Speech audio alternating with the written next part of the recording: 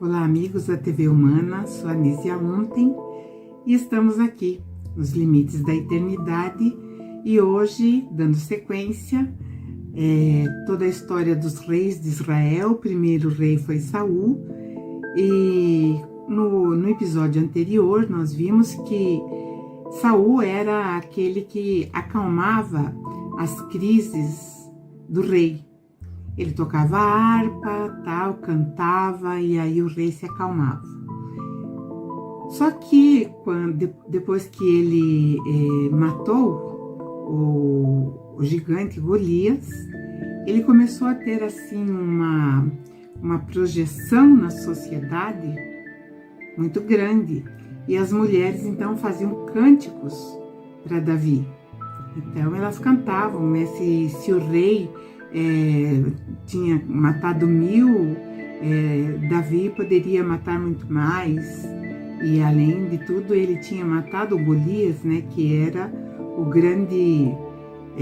a grande afronta e o grande desafio do povo, do rei de Israel e do povo também. E a partir daquele momento, então, ele percebeu que Davi era um grande concorrente à sucessão.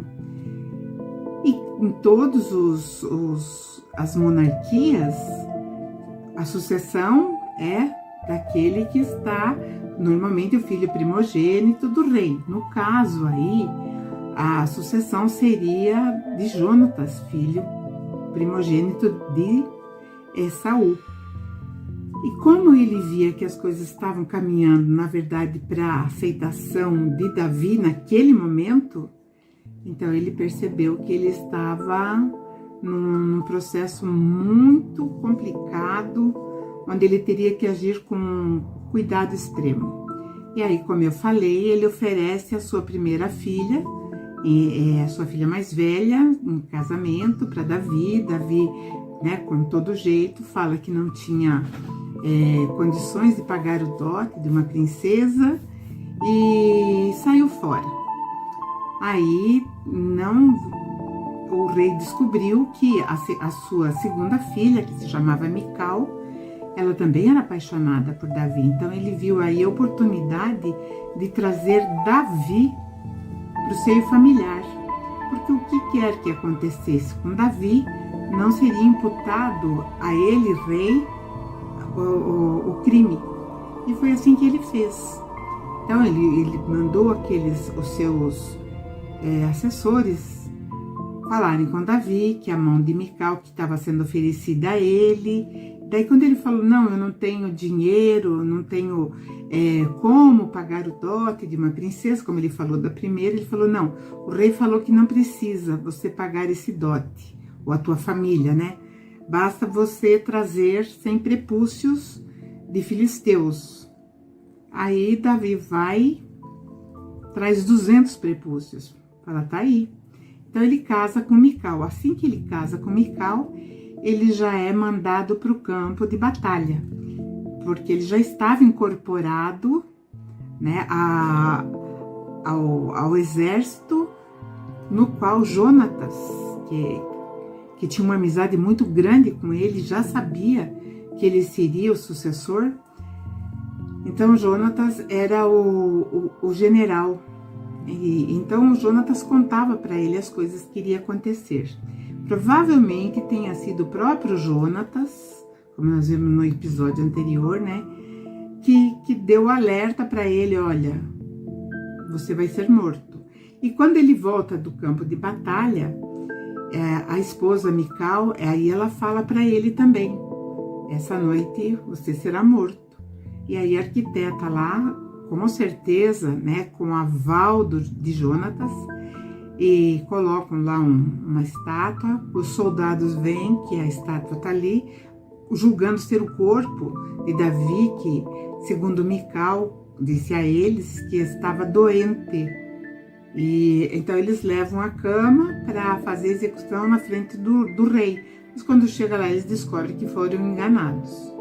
E a partir de então, o Saul fica completamente irado, ele fica muito bravo E aí ele começa uma busca frenética para matar Davi. Só que eu falei que nós teríamos, assim, no vídeo anterior, que nós veríamos uma coisa que não é muito bem explicada. Não é nem pelos estudiosos, teólogos, eles têm uma diferença, né? Porque de opiniões. Então tem um conflito aí. Quando nesse dia em que ele tenta matar o filho, o Jonatas, Saul fala palavras terríveis para ele, chama ele de filho de uma prostituta e que ele era vergonha da nudez da mãe. Nudez da mãe era quando a mulher dava luz. É lógico que a mulher, para dar luz, ela tinha que estar desnuda.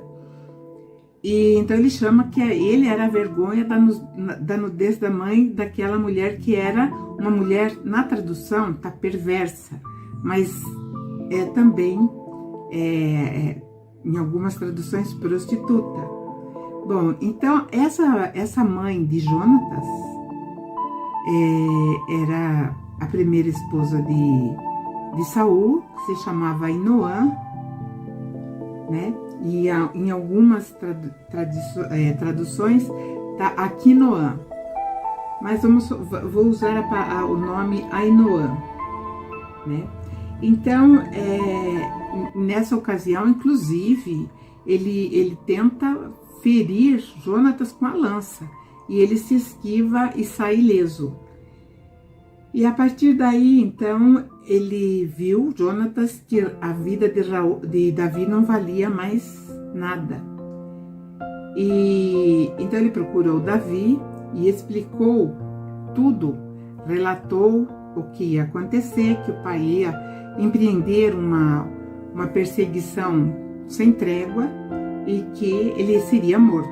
Essa era vamos dizer assim, o objetivo agora de Saul. Não era mais os filisteus, não era mais os amonitas, não era mais os inimigos, era o nome do grande inimigo, era Davi. E Davi, quando ele estava empreendendo fuga, ele passa por uma cidade chamada Nobe e ficava perto de Ramá, ali onde moravam os profetas, inclusive Samuel estava lá. E um sacerdote chamado Aimileque veio ao encontro dele, né? E esse sacerdote ficou um pouco amedrontado porque viu que Davi vinha sozinho. E aí Davi mentiu que ele estava numa missão secreta do rei e que os soldados estavam acampados, né, ali perto, e porque era uma missão secreta. E o Davi falou: tenho fome, preciso comer. E o sacerdote falou: olha, eu não tenho provisão, eu só tenho o pão santo. Então ele diz aqui, né, os pães sagrados, ou os pães consagrados ao sacrifício do Senhor. E ele só poderia dar esse pão se os homens que estivessem com Davi estivessem limpos, ou seja, 24 horas sem práticas, né, sexuais. Ele falou: não, sim, eles já estão longe de casa há mais dias que isso, há mais de 24 horas, então eles estão limpos, sim. E aí, então, o sacerdote Aimileque vai e entrega o pão consagrado. E alegando que estava sem armas, porque pela urgência, né, do caso que o rei tinha colocado, ele saiu naquela pressa e ele não levou armas. Então ele falou: você não tem uma espada, nada que possa me ajudar nesse momento? Daí o sacerdote falou: olha, a única espada que eu tenho aqui é a espada que o menino Davi matou, degolou o gigante Golias. Aí Davi, que agora já não era mais aquele menino, né, pegou a espada e saiu. Olha só, Então, mais uma vez, ele pega em sua mão, a espada que ele tinha degolado o maior inimigo de Israel, naquele momento que, lá atrás, quando ele era menino, era o gigante Golias.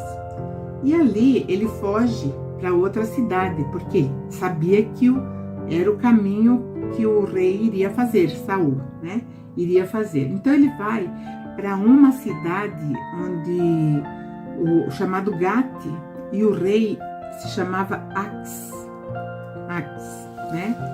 E Davi foi reconhecido pelos moradores da região, porque as cidades tinham portões. Elas tinham aqueles grandes portões, eram muradas, né, com muro de segurança. E aí, quando ele foi reconhecido, começaram a aclamá-lo. Olha, esse é o rei esse é aquele que está acima do rei, né? Foi aclamado acima do seu próprio rei, ele é Davi. E Davi, nesse momento, ele fica com pânico. Ele falou, bom, agora aqui eu vou ser preso e vou ser entregue, ou então eles mesmos vão me matar. E aí ele parte para as artes cênicas, porque ele tinha uma capacidade de improviso muito grande. Então ele começa a arranhar o portão e babar. Arranhava e falava coisas desconexas, né? E o rei veio ver aquele que estava sendo aclamado acima do rei Saul, ele veio ver quem era. E quando ele viu que aquela pessoa importante que estavam falando ali era, na verdade, uma pessoa que arranhava o portão e babava, aí ele falou, deixem-o ir.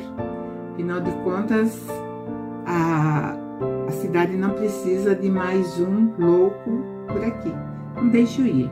Então, quando ele se viu em liberdade, ele se escondeu numa caverna que se chama ali por perto, que Adulão. Hoje é uma cidade lá, que agora não me ocorre o nome, mas é uma cidade, tem as ruínas, então existiu mesmo esse lugar.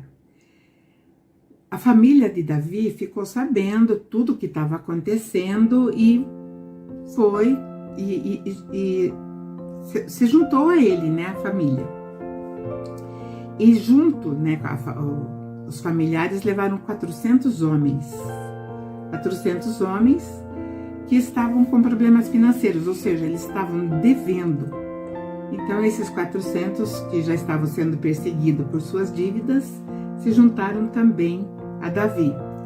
E estavam revoltados e provavelmente eles eram também fugitivos da lei. Bom, temendo pela família, ele fez um acordo com esse rei, com o rei de Moabe, né, para que a sua família se refugiasse ali. E um profeta da cidade de Gade, né, mandou que ele voltasse para Judá. Mas Judá era o lugar onde ele teria que encontrar com Saul.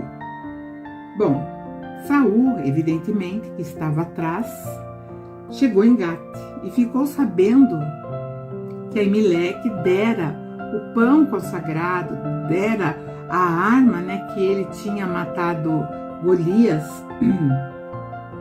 E ele então, Saul, completamente cego pela raiva, pelo ódio, ele manda matar 85 sacerdotes que estavam ali, e temendo, né, que eles conspirassem contra a vida, né, a mando de Davi. Então ele falou, é melhor eu não deixar nenhum sobrevivente, e não ficou nenhum sobrevivente.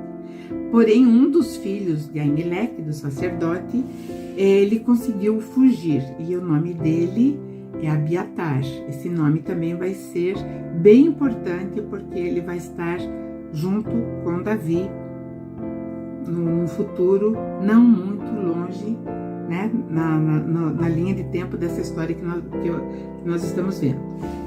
E esse Abiatar então vai e conta tudo para Davi, tudo que tinha acontecido. E aí Davi fala, a única coisa que eu posso fazer é que você fique conosco, e tudo que acontecer comigo, acontecerá com você. Se acontecer coisa boa, você também receberá coisas boas. Se eu morrer, você também perecerá.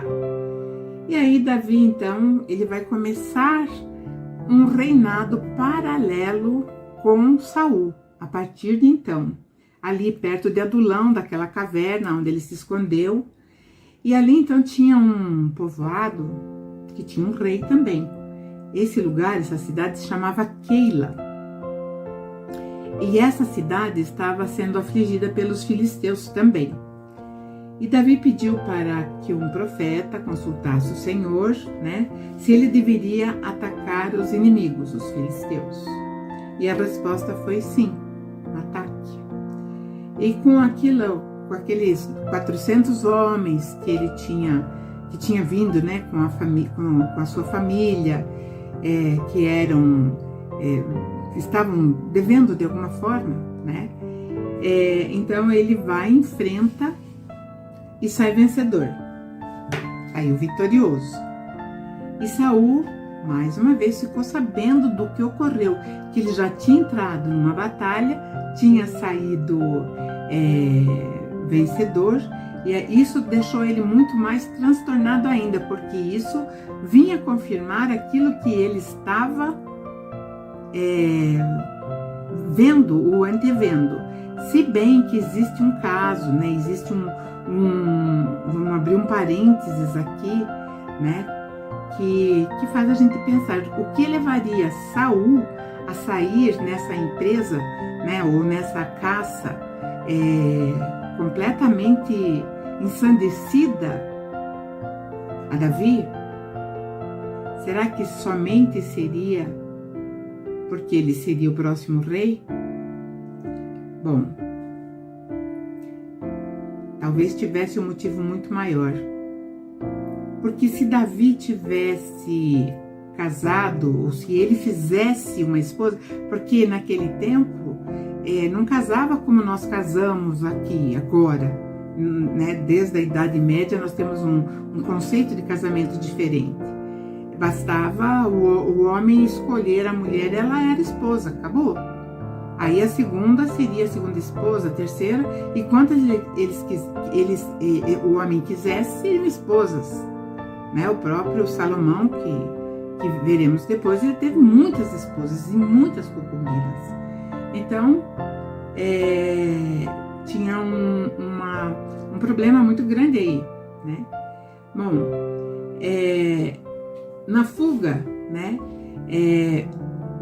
Davi foge dali. Depois que ele ganha a batalha contra os filisteus, ele foge e ele vai para um lugar que se chama Deserto de Zif. Era um deserto, né? E refugiou-se num bosque. E Jonatas, nesse dia, veio ao seu encontro, porque sabia que ele seria, sim, o próximo rei de Israel. Os moradores da região, temendo serem massacrados pelo rei Saul, delataram, foram lá e falaram: rei, nós sabemos onde ele está escondido. E nessa busca, então, essa busca tornou-se daí o único objetivo dele. Ele esqueceu de ser rei e virou só um perseguidor. E aí vem, né, um mensageiro veio comunicar que os filisteus invadiram a terra de Israel. Mas isso daí obrigou o rei a voltar. Ele voltou, expulsou os filisteus e voltou a perseguir Davi. E nesse momento, Davi, que estava já num outro deserto chamado Engedi, com 3.000 homens, agora já tinha 3.000 homens, de 400 ele conseguiu formar um exército de 3.000 homens, e ele subiu pelas montanhas onde havia as cavernas, porque cavernas a gente imagina assim que seja aqueles lugares, né, profundos como nós conhecemos, mas caverna nem sempre é assim. Caverna às vezes é um buraco só. Então eles se esconderam, né? Ele subiu então nessas montanhas onde havia muitos bodes e cavernas. Entrou numa delas para descansar, e enquanto dormia, né? Então aqui quem está indo atrás e está nesse cansaço é o próprio Saul. Então ele entra numa caverna e dorme, descansa. E Davi, que estava ali perto, entrou silenciosamente, cortou uma ponta do manto e saiu, né? E os soldados de Davi falaram: não, vamos matar ele agora. Ele falou: não, agora não, calma, ainda não é hora, né? E ao sair da caverna, quando ele estava num lugar seguro, ele começa a gritar. E prostrou-se, né? Do outro lado, onde ele estava em segurança, ele prostra-se e fala que jamais faria mal ao seu rei, segurando lá o pedaço do manto que ele havia rasgado. Ele falou: mesmo que eu tivesse a oportunidade, eu jamais faria isso. E Saul entendeu perfeitamente o recado. A minha vida esteve nas mãos do meu maior inimigo e ele não me matou. Bom, e aí começa, né, um outro período. E aí eles fazem um juramento ali que um não ia fazer mal para o outro. Mesmo com os laços restaurados, a amizade nunca foi saudável, sempre foi bem tóxica. E apostando na incerteza do comportamento de Saul, Davi vai para um lugar seguro e lá ele fica. E aí Samuel já estava bem velhinho e ele morreu. E com a morte de Samuel, Israel ficou um pouco à deriva, mais uma vez sem um líder espiritual, que na verdade era Samuel que fazia o intercâmbio entre o Senhor e o povo, né? E então ficaram sem o profeta que fazia isso. O que Israel tinha? Então Israel tinha um rei obcecado em matar um rival, né? Que na cabeça dele seria o seu sucessor, um jovem rival. E Davi, por outro lado, tinha que viver empreendendo fugas fantásticas, fazendo assim até espetáculos, né? Para não ser o alvo, ou Saul não acertasse o alvo. E isso gerou dificuldade de sobrevivência para o filho de Jessé, também os seus homens. Aqui, desculpa quando eu falei que o Davi tinha feito um exército de 3.000. Não, quem estava com um exército de 3.000 era o rei Saul, né, para confrontar o Davi com seus 400 homens. Bom, uma coisa que vai acontecer agora que é bem interessante. Eles estavam acampados numa cidade onde tinha um homem muito rico chamado Nabal. Ele era possuidor de um grande rebanho de ovelhas e cabras. E essa região era em Carmelo. E ele tinha uma mulher muito bonita chamada Abigail. E ao contrário, né, do marido, ela era mais inteligente que ele, e ele era mais interesseiro e avarento. E Davi chega e pede para ele, né, para que ele desse comida para os seus homens e seus animais. E Nabal falou não. Bom, levando-se em conta 400 pessoas, você não recebe assim. Tem que ter assim um planejamento para uma recepção dessa. Então, era usual os ricos darem essa hospitalidade àqueles que estavam passando. E Nabal, então, recusou. Então, Davi deu ordens para que matassem Nabal e qualquer um que o defendesse. E aí ele seguiu viagem. Abigail, como eu falei, era mais esperta, era mais diplomática que o marido, que era avarento. Então, ela faz o quê? Ela manda 200 pães, 2 odres de vinho, 5 ovelhas guisadas e 5 medidas de trigo tostado, mais 100 cachos de uva, passas e 200 passas de figo seco, levando a carga, e ela pessoalmente acompanhou essa carga, e ela foi aquela que entregou. E ao encontrar Davi, ela o reverenciou como seu rei.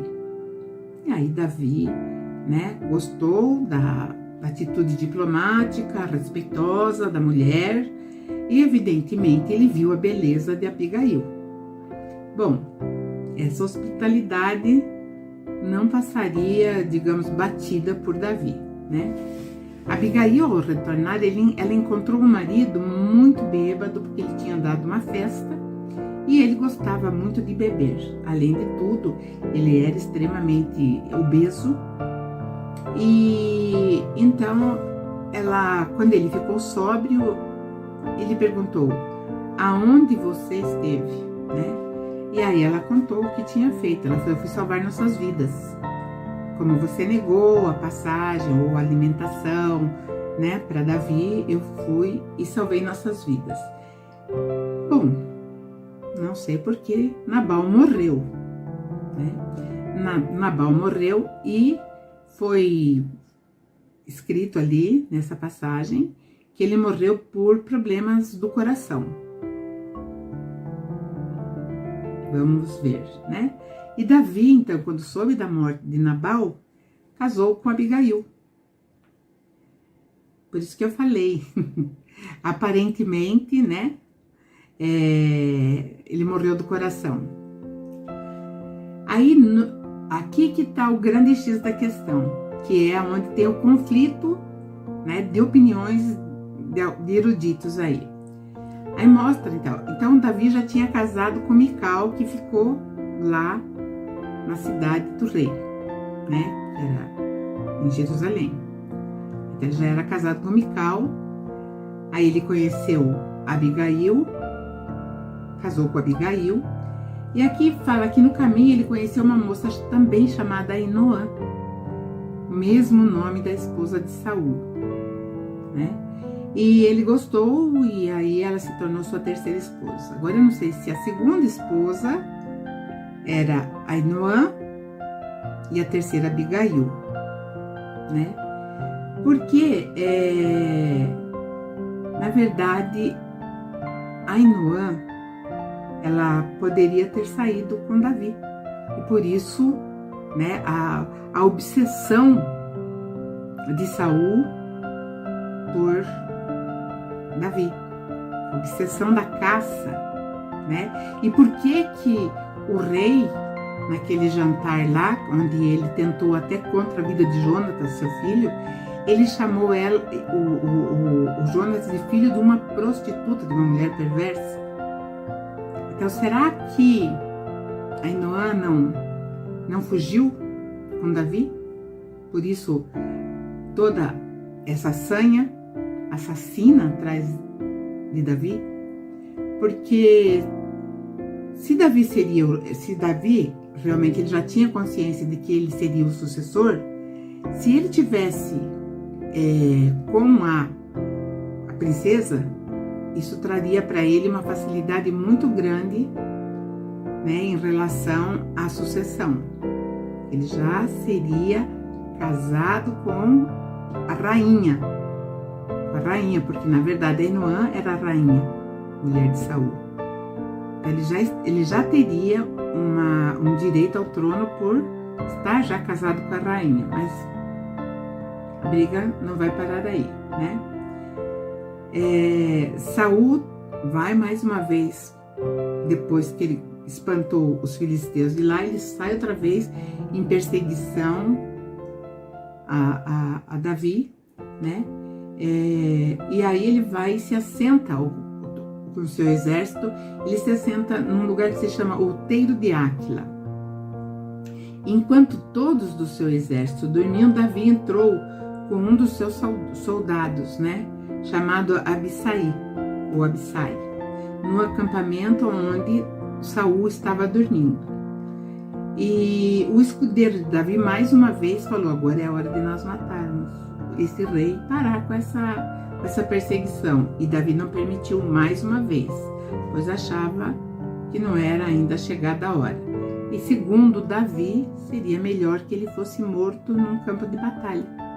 Seria bem mais, assim como o próprio Saul achava que se Davi, enquanto ele era seu genro lá atrás, se ele morresse em campo de batalha, ele também não seria imputado a ele o crime. Bom, aí quando ele acorda, né, o rei, ele chama, o Davi, chama Abner, que era o general de Saul, um dos, né? E ele chama Abner em altos gritos. Então ele começa a gritar o nome de Abner, que irritado, né? Pergunta para ele: o que você está pensando? Ou quem você está pensando que é para gritar desse jeito? E aí Davi apenas lhe disse: por que você não faz a tua função correta, que é guardar o rei? E mostrou os objetos que ele tinha, né, pegado ali naquele momento em que ele chega, que o Saul está dormindo, que era a bilha d'água e a lança. Da outra vez ele só cortou uma parte do manto, agora não, ele tinha pego a bilha d'água e a lança, deixando claro que, mais uma vez, que a vida do rei esteve em suas mãos pela segunda vez. E ele não matou Saul, né? E Saul reconheceu naquele momento a voz de Davi e ele percebeu então que, na verdade, ele já estava, vamos dizer assim, né? Davi tinha por 2 vezes tivera a vida dele na mão e não havia tirado. E aí Davi vai, devolve os pertences, vida que segue. Dizem que eles fizeram as pazes, está escrito, né? Mas seguiram caminhos diferentes. Davi foi para Jerusalém e futuramente para o trono, e o rei Saul foi para a morte. Bom, então, na verdade, Saul aqui está vivendo os últimos dias desse reinado que foi tão conflitante. Ele teve muitos conflitos, desde que aquelas 3 jumentas sumiram do rebanho, quando ele foi avisado pelo profeta Samuel que ele seria o rei, a vida dele virou, né? E agora, então, ele está indo para a morte. Davi fez um acordo com o rei filisteu, então aí eu já começo a perceber as alianças, né, as coisas que dentro do meu entendimento, né, Davi, ele fez aliança, ele lutou contra o próprio povo hebreu, o povo judeu, né, porque ele vai chegar naquele rei chamado Ax, que era um rei filisteu, e ele conta uma mentira para o rei. Então ele pede uma concessão de terra para que a sua família, aqueles que estavam com ele, morassem ali, aqueles 400 homens com as suas famílias, assim como a família dele também. E o rei, de boa mente, porque falou: bom, se ele agora está contra o próprio rei, que é o Saul, não, ele vai ser meu aliado. E Davi deixou ele entender que ele sim seria obediente ao rei filisteu. E então ele deu uma propriedade grande ali para eles viverem, que se chamava Ziclac. E 1 ano e 4 meses eles moraram ali, tranquilos. E Davi e seus soldados saíam de manhã e voltavam à tarde, e o rei perguntava, né? Onde você foi? E ele falava: eu saí, matei Gessurita, Gersita, todos eles de Israel. E matei também os amalequitas, né? E não deixei nada com vida, onde eu entrava eu acabava com todos. E o rei, ele ficou assim, colocou Davi, né, numa condição bem alta da sua confiança. E os moradores e os próprios generais desse rei, eles falaram para o rei, né? Você confia mesmo em Davi? Será que ele realmente está, né, fazendo isso que ele diz? Bom, aí eles falaram sim. Ele falou: sim, eu confio. E aí, então, ele angariou essa confiança desse rei, né? E o rei falava para esses que cobravam dele uma resposta. Não, ele está desgostado lá, vocês não estão sabendo, né, da perseguição. Então ele desgostou-se com o rei e ele passou para o nosso lado. E Saul, nesse momento, estava vendo, né, estava numa situação muito grave com a Filístia, da onde vinham os filisteus, né, e cada dia isso se tornava mais insustentável e o confronto era, assim, inevitável. Então Saul, ele vai e procura, né, sabia que essa luta ia acontecer, e ele vai e procura a orientação. Lembram daqueles oráculos que eu falei que era Urim e Tumim? Então ele procura, né, mas não obteve resposta, e ele ficou muito angustiado pela falta de resposta, né? No desespero, então, só havia uma saída: fazer uma coisa que ele havia proibido. Proibiu que se comunicassem com aqueles que já não estavam no plano, eu digo, da terceira dimensão. Ele mesmo havia proibido, e aquele que tentasse, ele mataria. Mas, né, ali perto tinha uma cidade chamada Endor, e lá tinha uma pitonisa, uma vidente, até algumas traduções já colocam até médium, né? Mas essa mulher, essa pitonisa, ela fazia então esse intercâmbio, né? E ele foi lá, ele se disfarçou e ele foi até ela e pediu para que ela chamasse alguém. Ela falou: de jeito nenhum, porque eu corro o risco de perder a vida, o rei proibiu, então eu não vou fazer. Mas ele falou: não, faz. E ele insistiu até que se deu ele, como se diz assim, ele deu, né, a sua identificação para ela: eu sou o rei, eu tô mandando, eu não vou te matar. E aí então ela faz lá esse intercâmbio, né? E Samuel veio. E Saul perguntou à mulher como que era a pessoa que tinha vindo, e ela descreve exatamente Samuel, o profeta Samuel. E aí ele faz a pergunta, né?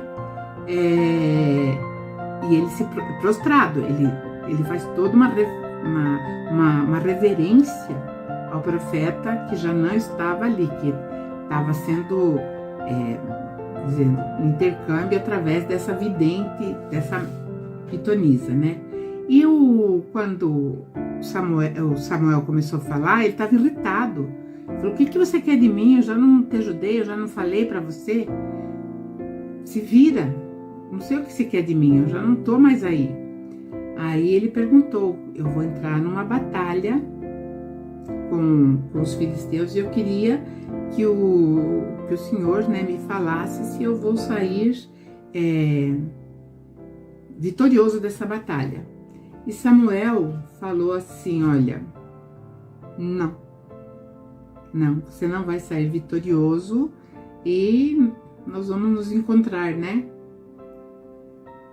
Nós vamos nos encontrar. E realmente, ele no dia seguinte, né?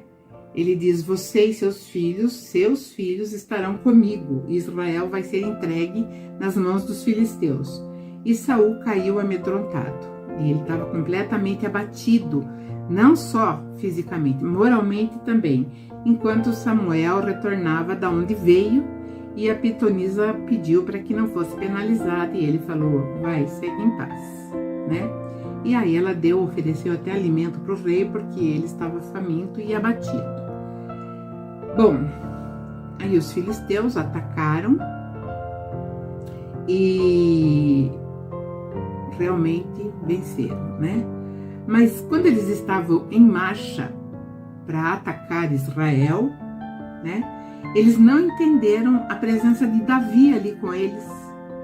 Isso está no capítulo 29 de 1 Samuel. Tá lá, tá registrado assim mesmo, né? Então eles não entenderam a presença de Davi. Porém, Aques, que era o rei, disse que ele e seus homens eram rebelados do rei Saul e estavam ao lado da Filístia. Mas o argumento não convenceu os soldados e Aques teve que dispensar Davi. Será que dispensou? né? Os seus exércitos? Sei, né? Parece até uma história, vamos dizer assim, bem colocada, para que não manchasse a memória aí, né, na história de alguém tão importante que foi Davi. Porém, né, na verdade, Davi provavelmente sabia também que seria a última batalha do rei e assim, né, Davi e seus filhos são mortos, são empalados e assim termina esse transtornado reinado do rei Saul. No próximo episódio, nós teremos aí, né, a visão de como vai ser também o nada confortável reinado de Davi. Muito cheio de conflitos, muito cheio de desesperos, de sofrimento. Veremos. Agradeço a todos. Nos acompanhem nas nossas redes sociais. E até a próxima!